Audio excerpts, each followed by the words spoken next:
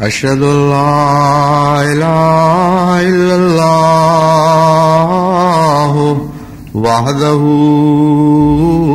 لا شريك له وأشهد أن محمدا عبده ورسوله أما بعد فأعوذ بالله من الشيطان الرجيم بسم الله الرحمن الرحيم الحمد لله رب العالمين الرحمن الرحيم مالك يوم الدين إياك نعبد وإياك نستعين اهدنا الصراط المستقيم صراط الذين أنعمت عليهم غير المغضوب عليهم ولا الضالين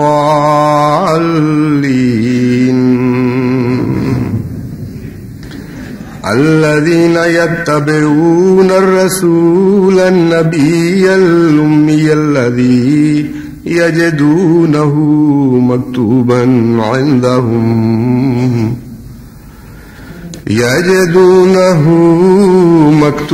عندهم في التوراة والإنجيل يأمرهم بالمعروف وينهاهم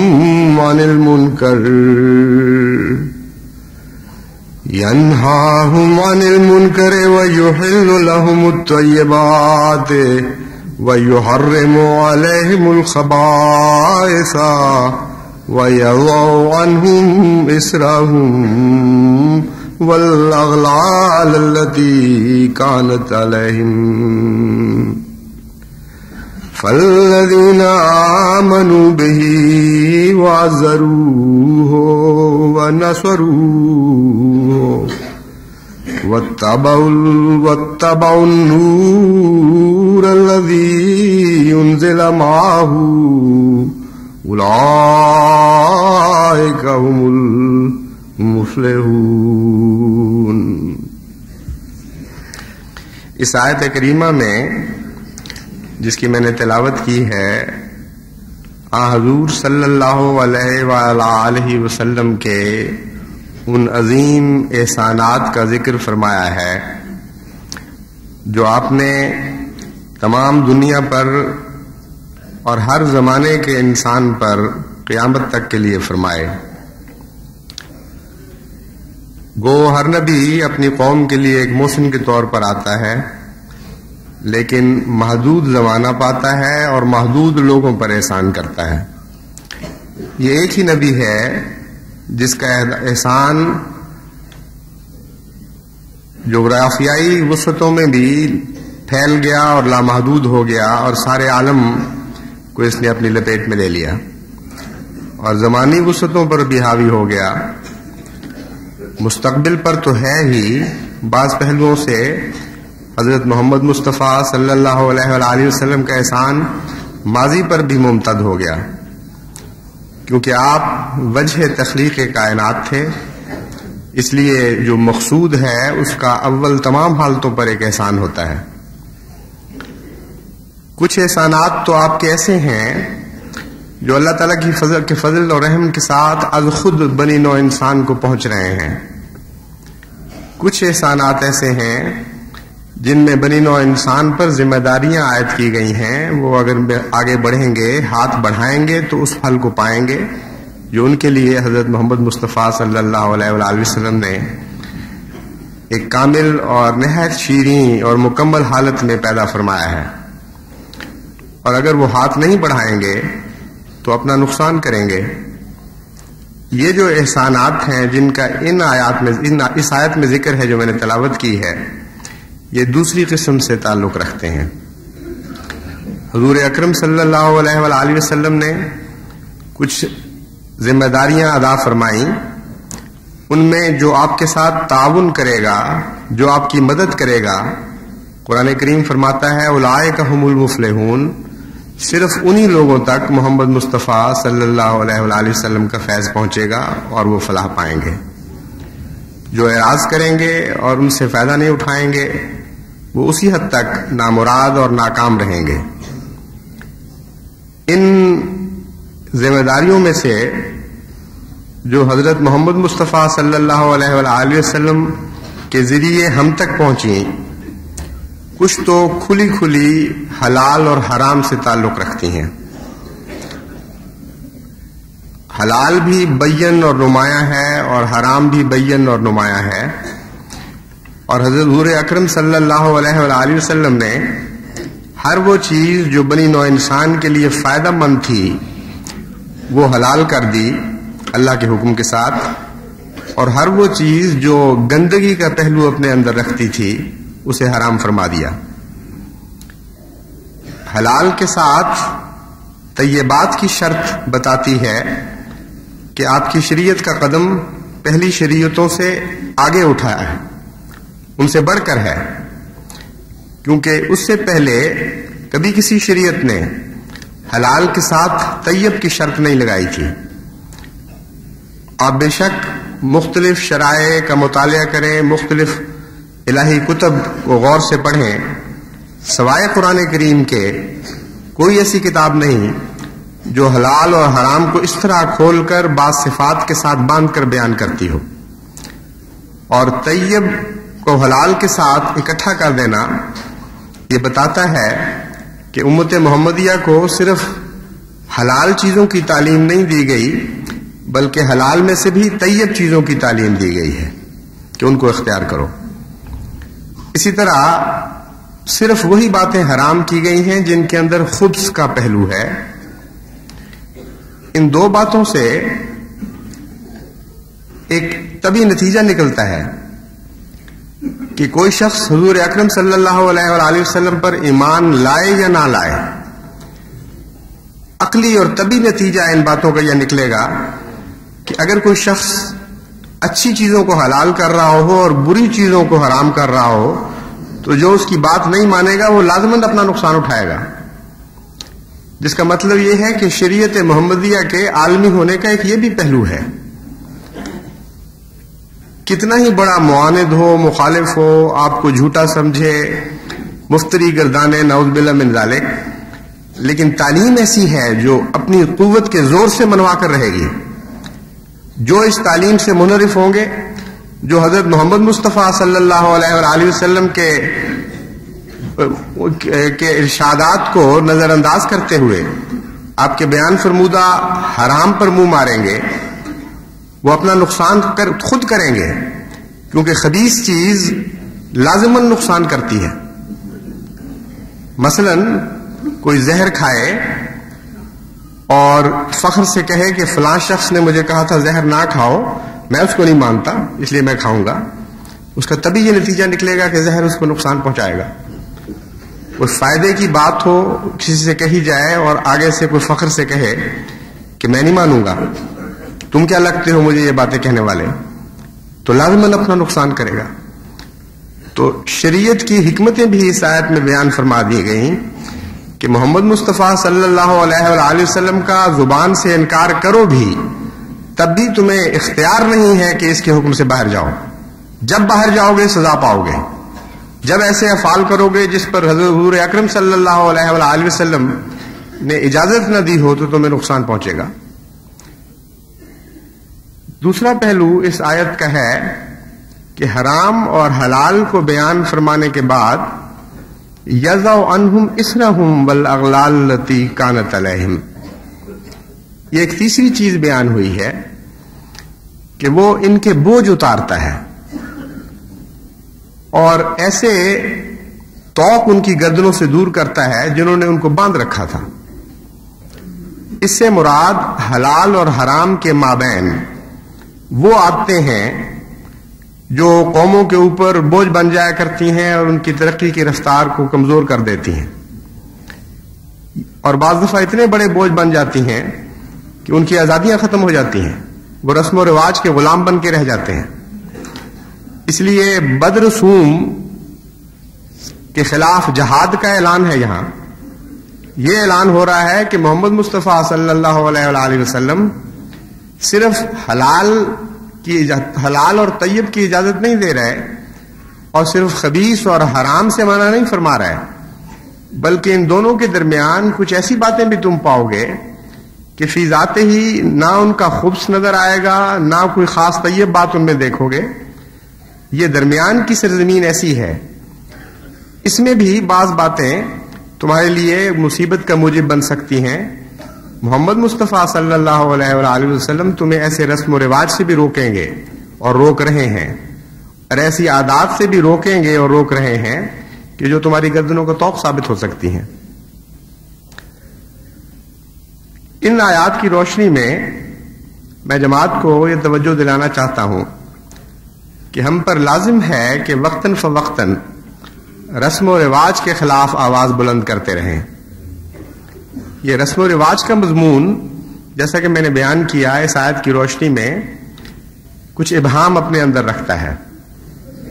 بعض چیزیں جائز ہوتی ہیں اور بعض حالتوں میں جا کر وہ ناجائز بن جاتی ہیں جب وہ قوم پر بوجھ ڈال دیں۔ اس میں رسم و رواج کی فلسفی بیان فرما دی گئی ہے، اور بہت سے ایسے مسائل حل کر دیے گئے ہیں جو کم نظر انسان کو، کم فہم انسان کو ویسے سمجھ نہیں آتے۔ مثلا جماعت میں ایک وقت میں یہ کھلی اجازت تھی کہ بیاہ شادی کے موقع پر جب بچی کو رخصت کیا جاتا ہے تو چائے سے مہمانوں کی تواضع کی جائے، اور حضرت مسیح موعود علیہ الصلوۃ والسلام نے بھی جب حضرت صاحبزادہ مرزا بشیر احمد صاحب رضی اللہ عنہ کا نکاح ہوا، اس موقع پر کھجوریں بھی تقسیم کی اور چائے سے بھی مہمانوں کی تواضع فرمائی۔ تو یہ ایک وقت تک جماعت میں رائج رہی بات، اور ایک وقت ایسا آیا کہ مسلم موعود نے حکماً منع فرما دیا کہ تم نے آئندہ سے بچیوں کو رخصت کرتے وقت کوئی تواضع نہیں کرنی۔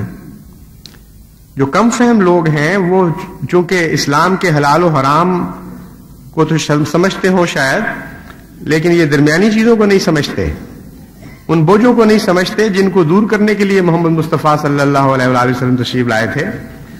وہ حیران ہوتے ہیں کہ ایک ہی وقت، ایک ہی چیز ہے، ایک ہی جماعت ہے، ایک ہی خلیفہ ہے، اس کی زندگی کے، اس کے خلافت کے ایک دور میں وہ چیز حلال ہے اور دوسرے دور میں حرام ہو جاتی ہے۔ یہ کیسی لاغو بات ہے؟ اصل بات یہ ہے کہ جب کوئی چیز حلال بھی ہو اور طیب بھی ہو، جب وہ قوم پر بوجھ بننے لگتی ہے تو بوجھ بننے کی وجہ سے اس کو اتارا جاتا ہے۔ کوئی ناجائز بوجھ تو ضروری نہیں کہ انسان پر ہو۔ آپ نے اپنا سامان اٹھایا ہوا ہے، کون کہہ سکتا ہے کہ ناجائز چیز اٹھائی ہوئی ہے؟ لیکن اگر منزل سے پیچھے رہ رہے ہوں، اگر یہ خطرہ ہو کہ آپ منزل تک نہیں پہنچ سکیں گے، تو اپنی جائز ضرورت کی چیزوں کو بھی آپ اتار کے پھینکنے لگ جاتے ہیں۔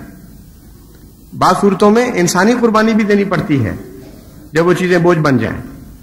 چنانچہ بسا اوقات ایسا بھی ہوتا ہے کہ کشتی میں جب طوفان آئے تو کرے ڈالے جاتے ہیں کہ کس کو یہاں سے پھینکا جائے تاکہ باقی لوگ بچ سکیں۔ چنانچہ حضرت یونس کے علیہ الصلوۃ والسلام کے متعلق یہی واقعہ بیان ہوا ہے۔ کشتی میں سوار تھے جو بھری ہوئی تھی، کشتی کو خطرہ درپیش ہوا اور انہوں نے کرہ ڈالا کہ اس بوجھ کو ہلکا کرنے کے لیے کیا تدبیر کی جائے، کس کو باہر نکالا جائے۔ تو الہی مشیت کے مطابق حضرت یونس کا کرہ نکلایا۔ تو اب دیکھیے یہاں حرام اور حلال کی بحث نہیں ہے، بحث یہ ہے کہ حضور صلی اللہ علیہ وآلہ وسلم کی غلامی میں جس شخص کا بھی یہ فرض ہوگا کہ وہ قوم کو بوجھوں سے نجات دے، غیر معمولی مصیبتوں سے ان کو بچائے، اور یہ دیکھے کہ ترقی کی راہ میں کوئی ان کا فعل اور کوئی عادت حائل تو نہیں ہو رہے، اس کا حق ہی نہیں، اس کا فرض ہے کہ وہ ان باتوں سے روکے۔ بس حضرت مسلم موعود نے جب یہ فعل کیا تو پہلے اجازت دینا بھی جائز تھا، پھر روکنا بھی جائز تھا، اور عین حضرت محمد مصطفیٰ صلی اللہ علیہ وآلہ وسلم کی غلامی میں آپ کے کاموں کو سمجھ کر، آپ کے احکامات کی حکمتوں کو خوب جان کر آپ نے یہ فعل کیا۔ اب بھی بعض لوگ مجھ سے سوال کرتے ہیں کہ کیا حکم ہے اس کے متعلق، کیونکہ مختلف جگہوں پہ یہ سوال ہوئے، اس لیے مجھے خیال آیا کہ آج آپ کے سامنے اس معاملے میں بھی تھوڑی سی مزید وضاحت کروں۔ بیاہ اور شادی اور موت اور غم میں ایک فرق ہے، اس میں کوئی شک نہیں۔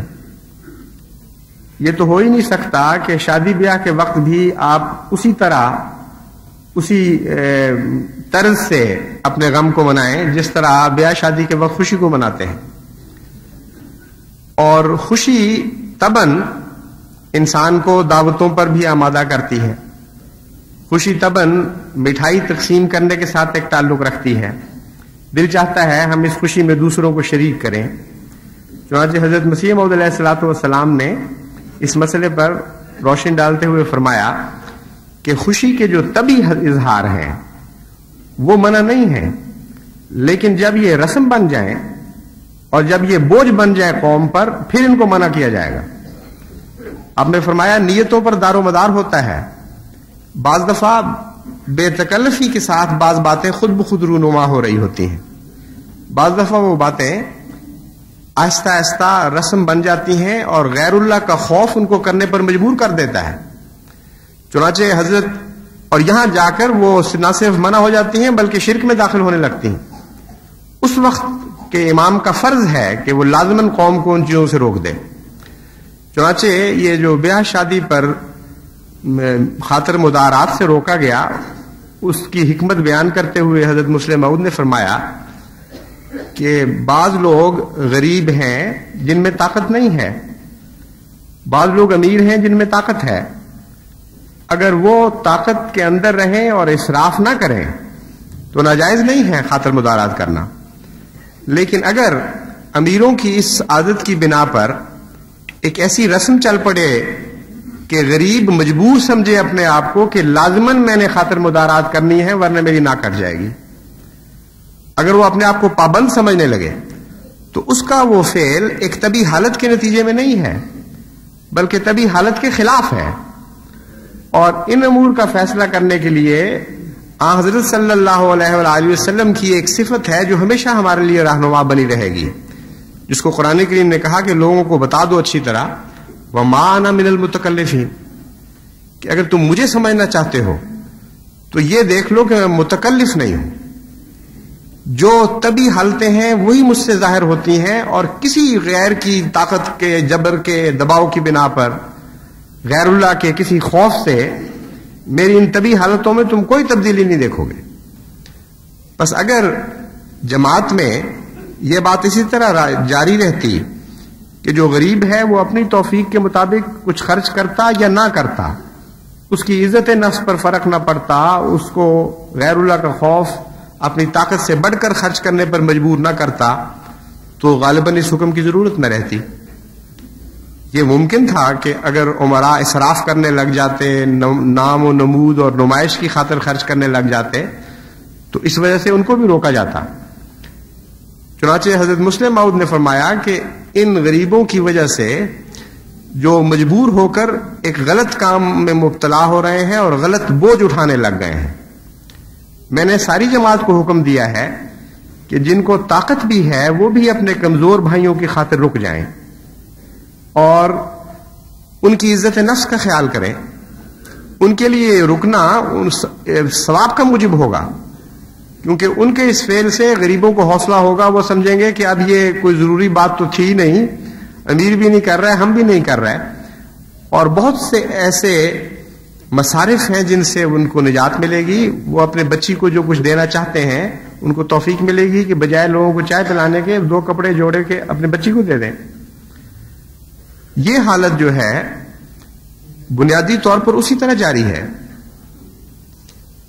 لیکن اس میں کچھ نرمی وقت کے ساتھ رفتہ رفتہ پیدا ہوئی ہے، اور مختلف اوقات میں خلفاء نے کچھ نرمی کی ہے، مثلاً کچھ پانی پیش کر دینا، پان پیش کر دینا، یا مٹھائی، خشک مٹھائی کے طور پر تھوڑی سی وہاں تقسیم کر دینا، باقاعدہ کھانے کی میز پر نہیں بٹھاتے لوگوں کو، وہیں بیٹھے بیٹھے دعا کے ساتھ کچھ چیزیں پیش کر دی جاتی ہیں۔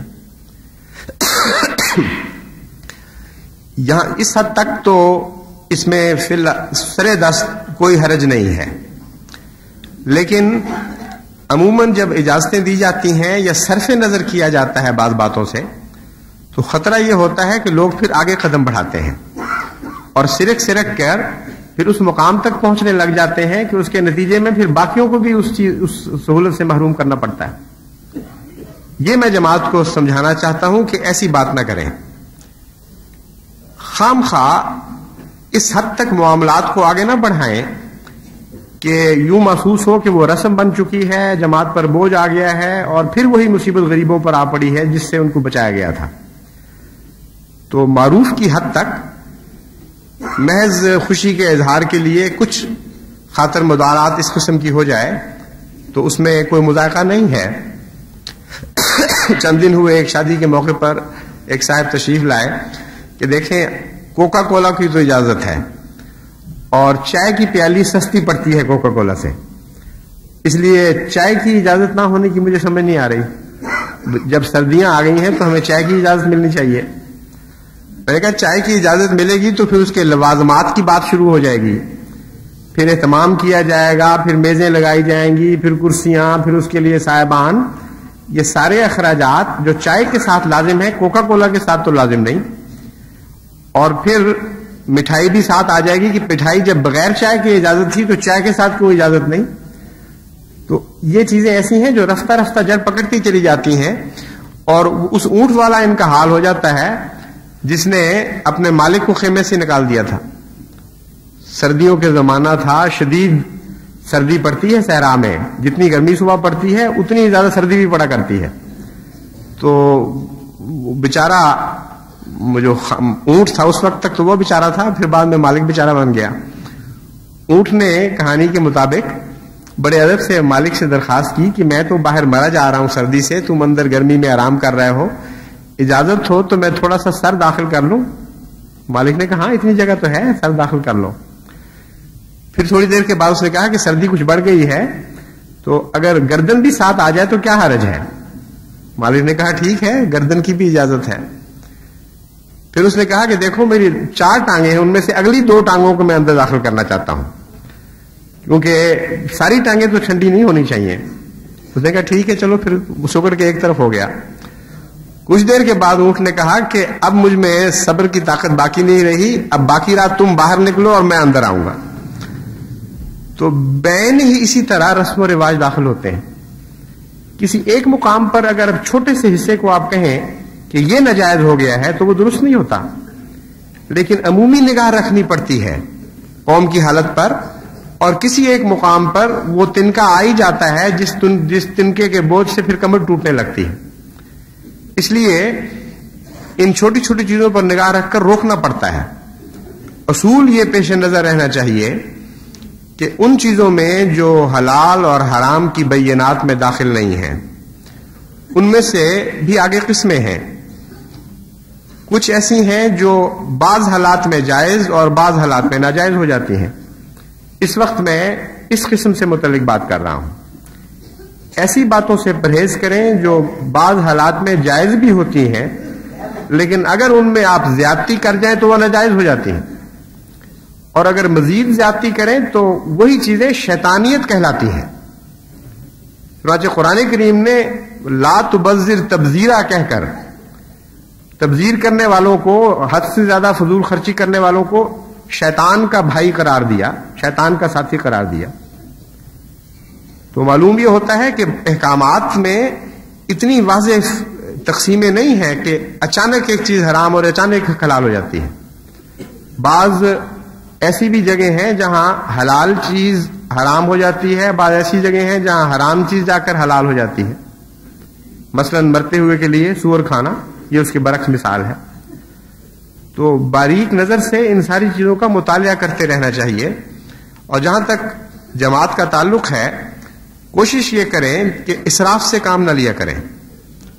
جو جائز چیزیں ہیں ان میں بھی حد کے اندر رہیں. قرآن کریم طیبات کھانے کی اجازت دینے کے بعد ساتھ اسراف سے منع بھی فرماتا ہے. کہتا ہے کھاؤ بے شک، حلال ہو طیب ہو، لیکن اسراف نہ کرو. تو بہت سی رسمیں ہیں جو اسراف کے نتیجے میں، بہت سے ایسے افعال ہیں جو اسراف کے نتیجے میں منع کرنے پڑتے ہیں. کچھ ایسے افعال ہیں جن کے متعلق فرمایا کہ وہ اغلال ہیں، توق ہیں گردنوں کے. وہ ایسی رسمیں ہیں خصوصیت کے ساتھ جو لغو کے اندر داخل ہوتی ہیں، کسی حالت میں بھی پسندیدہ نہیں ہے. عام زندگی کی حالت میں بھی ان سے بچنا چاہیے. مثلا شادی کے وقت ڈھول ڈھمکے، اس رنگ میں کنچنیوں کو نچانا، ڈوم مراسیوں کو بلوانا، ایسی آتش بازیاں چھوڑنا، ایسی نمائش کرنا کہ جس کے نتیجے میں قوم کے اوپر بہت بوجھ پڑتے ہیں. ان چیزوں کی نہ کوئی سند ہے حضور اکرم صلی اللہ علیہ وآلہ وسلم کے زمانے میں، نہ حضرت مسیح موعود علیہ الصلوۃ والسلام نے ان کی اجازت فرمائی، بلکہ کھلم کھلا منع فرمایا. ان چیزوں سے بھی پرہیز لازمی ہے، ورنہ یہ گردنوں کا توق بن جائیں گی. مراد یہ ہے کہ ایسی یہ رسمیں رفتہ رفتہ قوم کے اوپر قابض ہو جاتی ہیں اور ان کی آزادیاں مسخ کر دیتی ہیں. وہ غلام ہو جاتے ہیں رسموں کے اور پھر ان سے باہر نہیں آ سکتے. اسی طرح موت کے ساتھ کچھ رسمیں بندھی ہوئی ہیں. ایسی لغو رسمیں ہیں جو نیکی کے نام پر کی جا رہی ہیں. مثلا ختم قرآن کا، اس کی کوئی سند حضرت صلی اللہ علیہ وآلہ وسلم یا صحابہ کے نام سے نہیں ملتی. کوئی ایک واقعہ بھی آپ نہیں دیکھیں گے کہ کسی مردے کے اوپر بیٹھ کر قرآن پڑھ پڑھ کے پھونکا جا رہا ہو اور بخشا جا رہا ہو اس کو قرآن کریم. لیکن اب اس میں بھی بڑی نفاستیں پیدا ہو گئی ہیں، نئی باریکیاں آ گئی ہیں اس کے اندر. چنانچہ بعض ختم ہیں جو کھجور کی گٹھلی کے ختم کہلاتے ہیں، یعنی کھجوروں کی گٹھلیاں تقسیم کر دی جاتی ہیں اور ہر گٹھلی پر مثلا سورہ قل هو اللہ احد ہے اور یا سورہ فلق وغیرہ، ان میں سے کوئی ایک مقرر کر دی جاتی ہے کہ یہ پڑھ پڑھ کر پھونکو. اور پھر جو مہمان زیادہ گٹھلیاں ہاتھوں میں سے گزار دے وہ گویا کہ سب سے زیادہ ہمدرد ہے اس مرنے والے کا. آج کل ایک ختم بادام بھی نکلا ہے. گٹلیوں سے آگے بڑھ کر اب بادام پر قرآن پڑھ پڑھ کر ان کو ایک طرف رکھتے چلے جاؤ. جتنے زیادہ بادام تمہارے ہاتھوں سے نکلیں گے اتنا زیادہ مردہ اعزاز پا جائے گا خدا کے حضور، اتنے اس کے گناہ بخشے جائیں گے. ایسی لغو باتیں ہیں کہ جن کا شریعت سے کوئی بھی تعلق نہیں ہے. یہ ساری وہ رسمیں ہیں جن کو ہم نے مٹانا ہے، جن کے خلاف ہم نے جہاد کرنا ہے، جن سے ہم نے دوسرے مسلمان بھائیوں کو بھی آزاد کروانا ہے.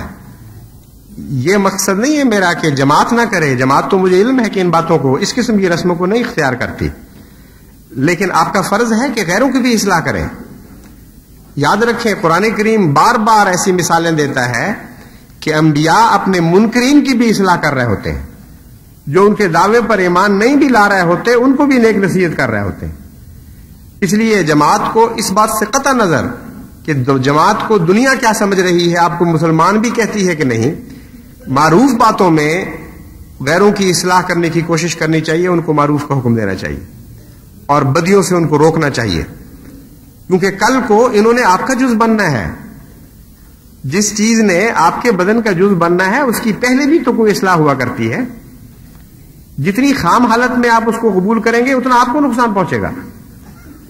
آپ نے دیکھا نہیں کھانا کھانے سے پہلے کس طرح اس کی صفائی اور چھٹائی کی جاتی ہے، اس سے گندگی کو دور کیا جاتا ہے، اور جس حد تک اس کو آپ صاف اور پاک بنا سکیں اس حد تک آپ کے اندرونی نظام کے لیے مفید ہے. اس لیے تبلیغ کرنے والی قوموں کو یہ گر ہمیشہ یاد رکھنا چاہیے. گہرا فلسفہ ہے اس میں، قرآن کی اس تاریخی بیان میں، کہ انبیاء اپنے اوپر ایمان، لوگوں کے ایمان لانے سے پہلے ان کو نصیحت کیا کرتے تھے. اس لیے کہ کل کو جنہوں نے لازماً جزو بدن بن جانا ہے آج ان کی اصلاح کرو، ورنہ وہ اپنی بدرس میں تمہارے اندر لے آئیں گے. اگر ان کے ساتھ کنکر بھی آئیں گے، اگر ان کے ساتھ ملاوٹیں بھی آئیں گی تو کل تمہارا گردوں کا نظام فیل ہو سکتا ہے، کل تمہارا انتڑیوں کا نظام خراش کی وجہ سے ایک مستقل بیماری بن سکتا ہے۔ بجائے اس کے کہ تمہاری لذت کا انتظام کرے، وہ تمہارے لیے دکھ اور تکلیف کا موجب بن سکتا ہے۔ تبھی فوج در فوج داخل ہونے کے وقت استغفار کی تعلیم دی گئی ہے کہ اس وقت خدا کا خوف کرنا چاہیے اور اللہ سے بخشش مانگنی چاہیے۔ تو لازماً ہے ہم پر ہر پہلو سے، اس لحاظ سے بھی کہ حضرت محمد مصطفیٰ صلی اللہ علیہ وآلہ وسلم کے امر بالمعروف کا کسی مومن اور غیر مومن سے تعلق نہیں تھا، اور اس سے پہلے انبیاء کا بھی کسی مومن اور غیر مومن سے تعلق نہیں تھا۔ وہ سب کے لیے امر بالمعروف کرتے تھے، سب کو نہیں اور سب کو منکر سے روکتے تھے۔ اور اس پہلو سے بھی کہ اپنا فائدہ ہے، بالآخر انہوں نے آپ میں آنا ہی آنا ہے، طعن و کرہن، کچھ دیر لڑیں گے، کچھ دیر ماریں گے، آخر انہوں نے آپ کی گودی میں پڑنا ہے۔ اس لیے ابھی سے ان سے پیار اور محبت کر کے ان کی اصلاح کریں تاکہ بعد کے کام آپ کے ہلکے ہو جائیں۔ دوسرا ایک اور تیسرا یا چوتھا ایک اور پہلو ہے، وہ یہ ہے کہ بعض رسمیں اپنے لیے بوجھ بنتی ہیں، بعض دوسروں کے لیے بھی بوجھ بن جاتی ہیں، اور اس کے نتیجے میں نہایت ہی خطرناک معاشرتی بیماریاں پیدا ہو جاتی ہیں۔ مثلا بچی کو تکلف کے ساتھ جہیز دینا، طاقت سے بڑھ کر اس کو دینا اس غرض سے کہ دنیا کیا کہے گی کہ بچی کو کچھ نہیں دیا، اس کی کوئی شرعی سند نہیں ہے۔ حضرت مسیح موعود علیہ الصلوۃ والسلام تو فرماتے ہیں کہ جو لازم ہے نکاح میں وہ صرف اتنا ہے کہ کھڑے ہو کر ایجاب و قبول ہو اور رخصتانہ ہو جائے، اتنا سا صرف فرض ہے۔ چنانچہ آپ فرماتے ہیں کہ اب بتاؤ اس کے لیے کون سے سودی روپے لینے کی ضرورت ہے اور کیوں بوجھوں کے نیچے دبنے کی ضرورت ہے۔ تو جہاں تک نکاح اور بیاہ کی اصل ہے، وہ ایک شرعی ضرورت ہے انسان کی، اور ایک تمدنی ضرورت ہے جس کو پورا کرنے کے لیے سب سے آسان رستہ اسلام نے تجویز کیا ہے۔ لیکن اس بات سے منع بھی نہیں فرمایا کہ بچی کو رخصت کے وقت کچھ دے دیا جائے، مگر اگر اس میں تکلف آ جائے تو چونکہ یہ سنت محمد مصطفیٰ صلی اللہ علیہ وآلہ وسلم کے خلاف ہوگا جو کہہ رہی ہے ما انا من المتکلفین، تو اسی تکلف کی حد تک اس کے نقصان شروع ہو جائیں گے اور ہوتے ہیں۔ ایک نقصان کا پہلو تو یہ ہے کہ پھر یہ لوگ دکھاوے کی خاطر اپنی طاقت سے بڑھ کر بوجھ اٹھاتے ہیں، قرضوں میں مبتلا ہوتے ہیں، اور ان کی عزت نفس بھی تباہ ہو جاتی ہے۔ ان کو ہاتھ پھیلانے پڑتے ہیں لوگوں کے سامنے یہ کہہ کر کہ ہمارے پاس کچھ نہیں ہے، بچی کو دینے کے لیے ہمیں کچھ دو۔ دوسری طرف یہ بوجھ دوسروں پر بھی منتقل ہونے لگتا ہے، اور اس کے نتیجے میں اس پہلی چیز کو مزید طاقت اس پہلی برائی کو مزید طاقت مل جاتی ہے۔ یعنی بعض لوگ اس حد تک پھر آگے بڑھتے ہیں کہ وہ دوسروں سے مطالبہ کرنے لگتے ہیں کہ تم جہیز دو ورنہ ہم تمہاری بچی نہیں لیں گے۔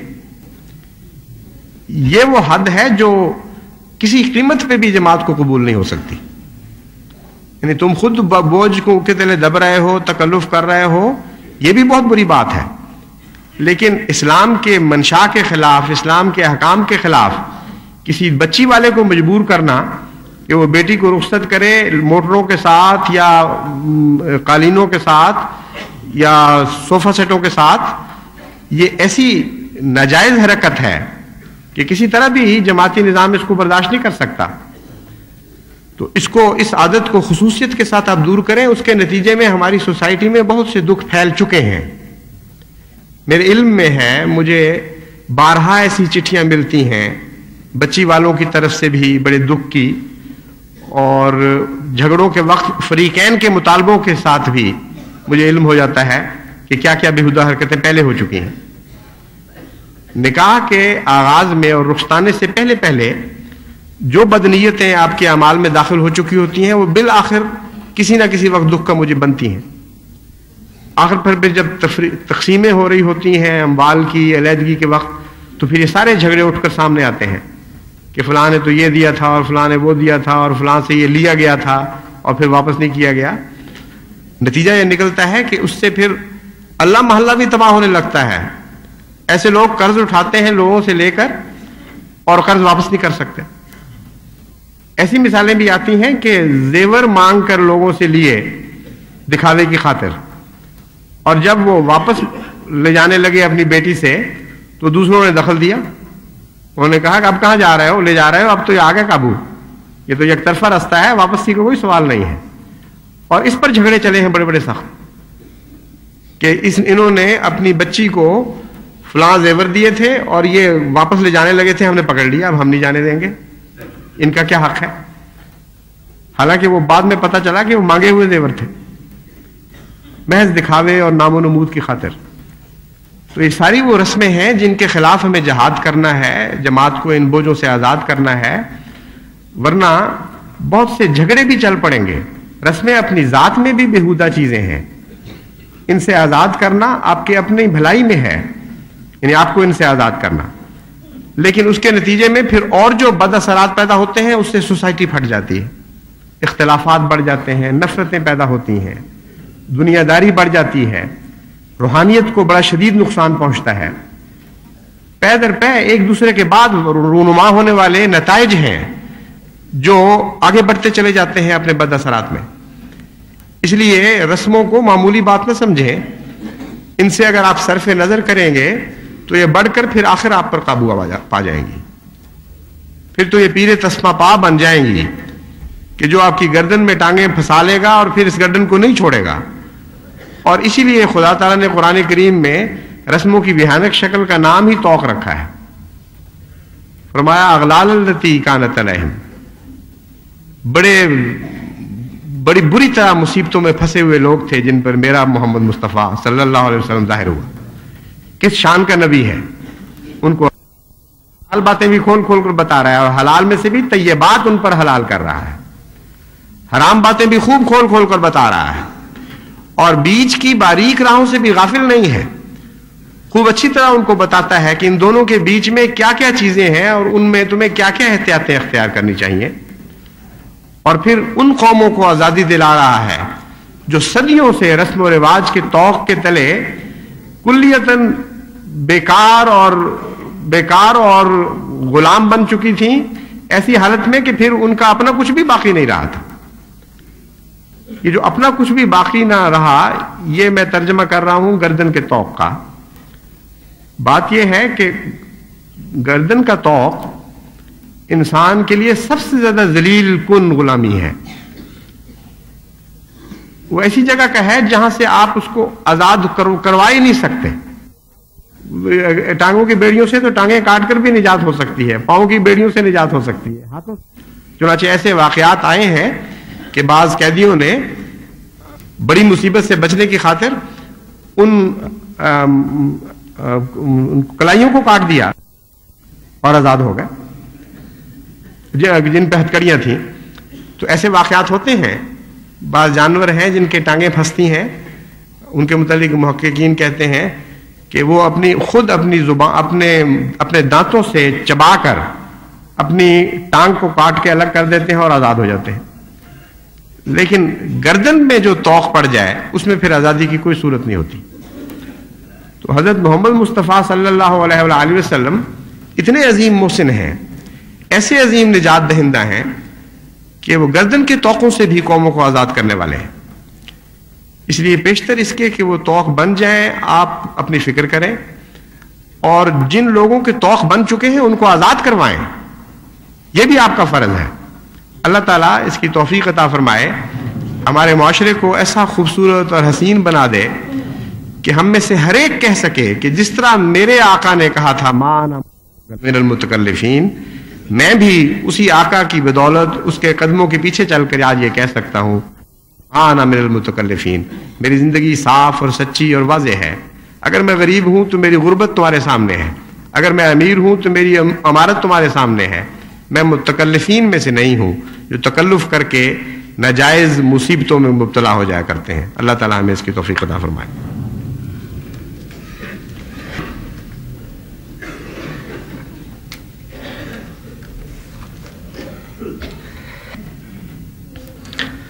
الحمدللہ نحمدہ ونستعينه ونستغفره ونؤمن به ونتوكل عليه ونعوذ بالله من شرور أنفسنا ومن سيئات أعمالنا ومن يهده الله فلا مضل له ومن يضلله فلا هادي له ونشهد أن لا إله إلا الله وحده لا شريك له ونشهد أن محمدا عبده ورسوله عباد الله رحمكم الله إن الله يأمر بالعدل والإحسان وإيتاء ذي القربى وينهى عن الفحشاء والمنكر والبغي يعظكم لعلكم تذكرون اذكروا الله يذكركم وادعوه يستجب لكم ولذكر الله أكبر.